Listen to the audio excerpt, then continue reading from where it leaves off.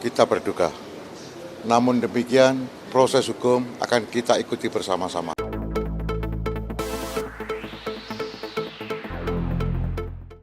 Untuk menetapkan Saudara FB selaku Ketua KPK RI sebagai tersangka.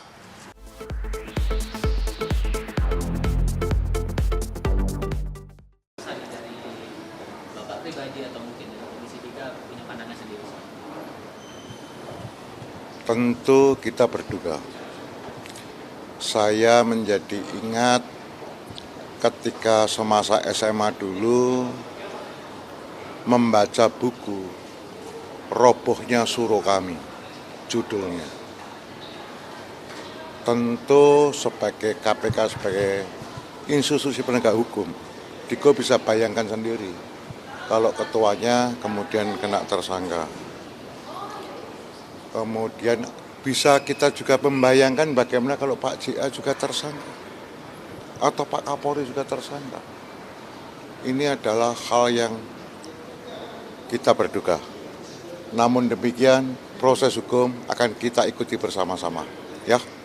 Tapi kasusnya ini dugaan pemerasan pakai pasalnya Undang-Undang Tipikor. Statusnya kan juga Ketua Komisi Pemberantasan Korupsi. Apakah ini juga jadi concern dari Komisi 3? Tentu ini sangat concern. Kami semua sangat concern, itu adalah mitra kami. Pimpinan tertinggi dari mitra kami. Kan begitu? Jadi tentu kita concern, ini masalah lembaga hukum. Tetapi sekali lagi, soal detail hukum itu menjadi kebijakan para penyidik.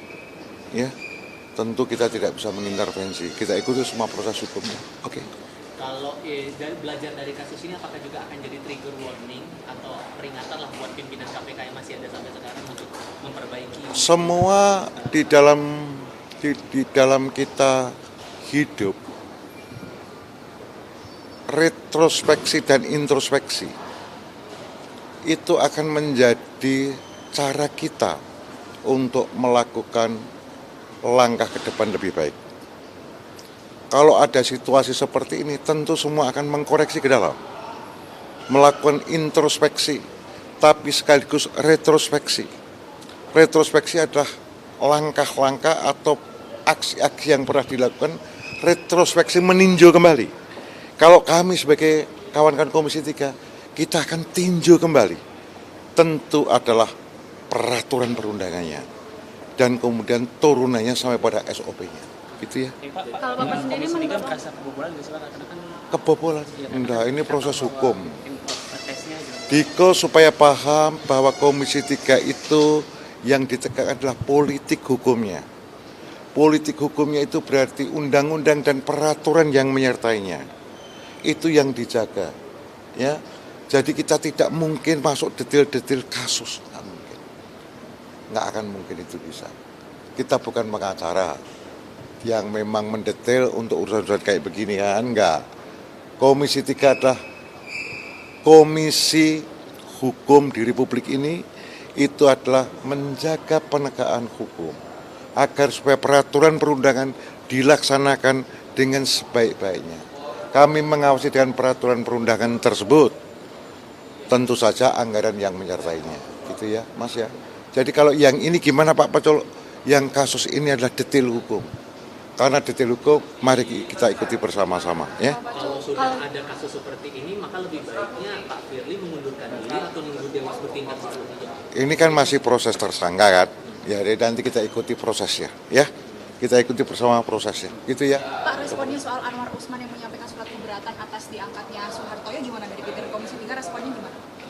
Ini case yang geser, tetapi bahwa seseorang menyatakan keberatannya ya boleh-boleh saja. Tetapi kan misalnya dalam sebuah voting di DPR ini, kemudian ada yang nggak setuju, tapi yang menang itu jumlah terbanyak.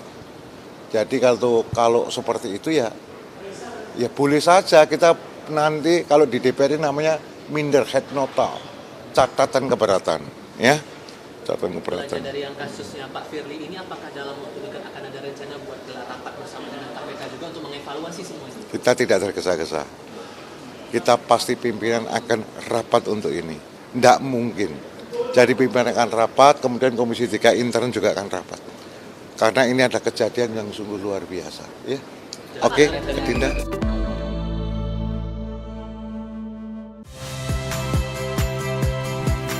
Saya Tifa Solesa. Saksikan program-program Kompas TV melalui siaran digital, pay TV, dan media streaming lainnya. Kompas TV, independen, terpercaya.